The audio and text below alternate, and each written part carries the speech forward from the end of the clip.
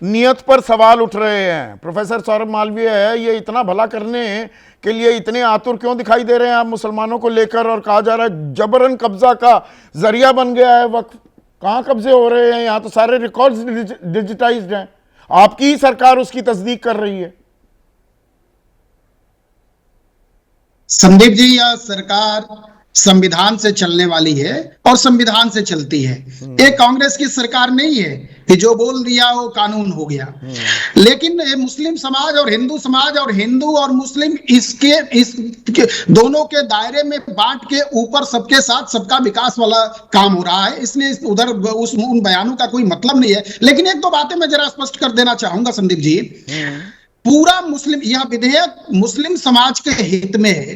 आज पूरा भारतवर्ष का हर मुसलमान इसके पक्ष में खड़ा है। और कौन सा जनमत संग्रह कराया आपने? मैं जोर देके बोल रहा हूं, कौन सा जनमत संग्रह कराया? अरे आधार तो बताइए, आधार तो बताइए, किस बिना पर ये दावा कर रहे हैं?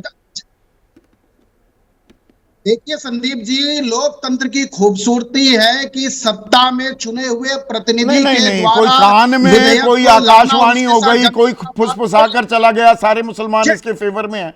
किस आधार पर कह रहे हैं सौरभ भाई, ये तो बताइए ना। सारे मुसलमान, खासकर सुनिए संदीप जी, मैं बता तो रहा हूं, वही बात तो बता रहा हूं। और मुसलमानों में भी दो बातें, मुसलमानों में भी युवा मुसलमान और महिला मुसलमान, जितनी महिलाएं हैं वह इसके लिए बहुत खुल के बाहर आई हैं। क्यों?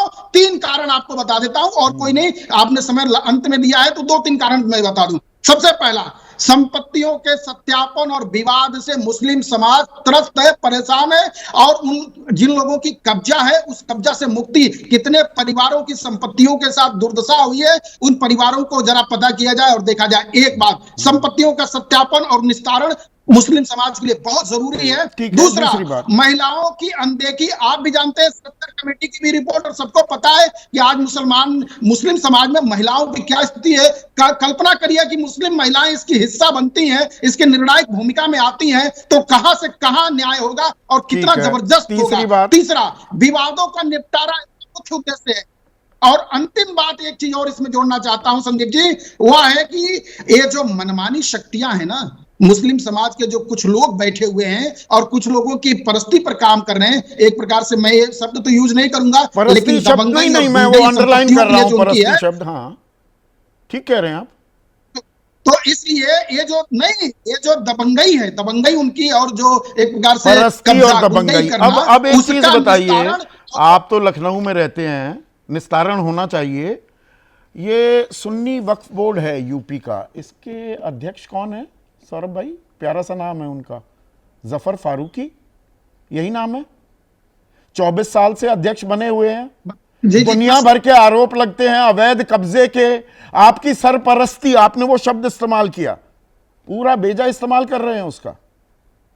दिए तले अंधेरा हो रहा है लखनऊ में ही। संदीप जी, आप लखनऊ आके देखिए और अपने रिपोर्टर को भेज दीजिए। हर चीज की मैं नाम लेकर बोल रहा हूं, तरह से सब कुछ यहाँ। अच्छा, सब कुछ पारदर्शी है, ठीक है। चलिए, आप कह रहे हैं पारदर्शी है। एक सेकेंड, फराज किदवाई, देखिए अब थोड़ा सा वक्त, थोड़ा सा टाइमलाइन टाइट होती जा रही है। फराज, जफर फारूकी तो बिल्कुल सुन्नी वक्फ बोर्ड के कामकाज में उन्होंने बिल्कुल जन्नत ला दी है, ऐसा कह रहे हैं Saurabh Malviya. Sandeep ji, you correctly pointed out कि 24 साल से वो लगातार चेयरमैन है और पिछले 8 साल से भारतीय जनता पार्टी की यहाँ पे सरकार है। संदीप जी, बहुत सारी बातें यहाँ पर हो गई हैं, और क्योंकि आपका ये ऐसा शो होता है कि जिसमें कुछ फैक्ट्स एंड फिगर्स रखने को मन करता है, मैं बहुत कुछ पढ़ के आया था, बट आई अंडरस्टैंड की टाइम की कुछ वो है।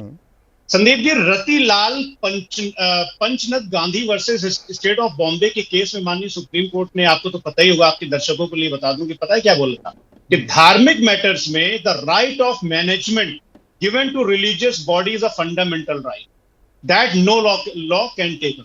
ये सुप्रीम कोर्ट ने बोला था, मैंने आपको केस के बारे में बताया। दूसरा, अभी बात हुई तिरुमाला तिरुपति की, उसमें 18 एम्प्लॉइज को जो आइडेंटिफाई किए गए थे इसलिए निकाल दिया गया कि एलिजिडली वो नॉन हिंदू रिलीजियस एक्टिविटीज को प्रैक्टिस कर रहे हैं। तो अगर नॉन हिंदू रिलीजियस एक्टिविटीज को प्रैक्टिस कर रहे थे तो उनको क्यों निकाला गया? पहली बात। दूसरी बात, फैजान मुस्तफा साहब का एक आर्टिकल छपा था द हिंदू में, उसमें वो ये बोलते हैं कि जो हिंदू टेंपल बोर्ड है संदीप जी, उसमें एक शर्त है कि केवल हिंदू ही उन टेंपल में मेंबर बनेगा। और सुनिए आप, मजेदार बात, और हिंदू की परिभाषा आर्टिकल 25 की जो संविधान में परिभाषा दी है उसके हिसाब से नहीं होगा।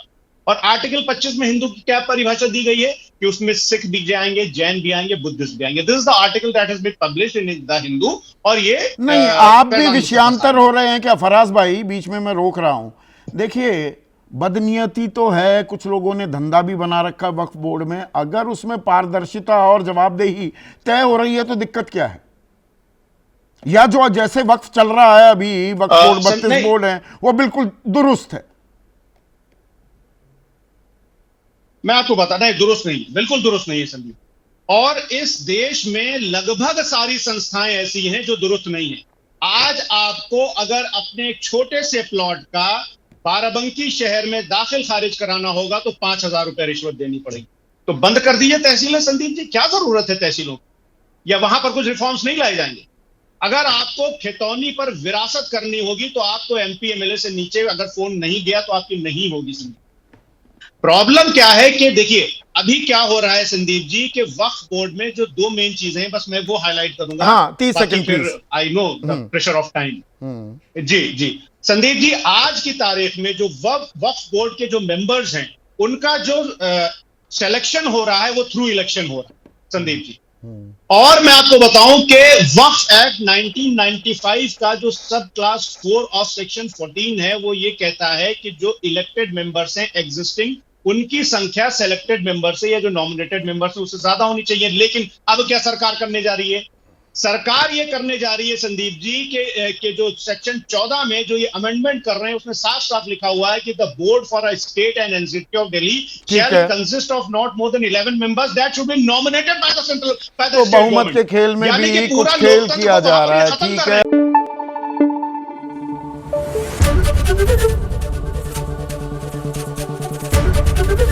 एबीपी न्यूज आपको रखे आगे।